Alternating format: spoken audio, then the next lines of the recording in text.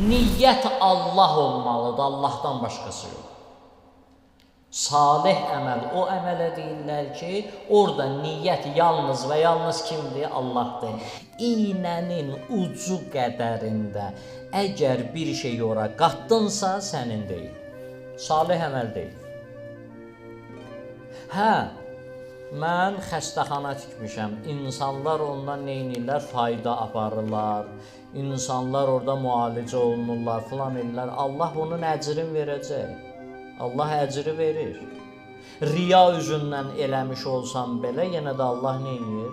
Əcrini verir. Allah onun müqabilini verir.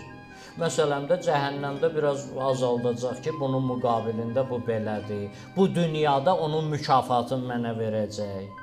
Onun bərəkəti neyniyəcək? Artıracaq. Amma o salih əməl nədir? Sayılmayacaq. Salih əməldə bir, Allahın icazə verdiyi olmalıdır. İkinci, Allah sırf orada neyniyəsən? Yalnız və yalnız Allah.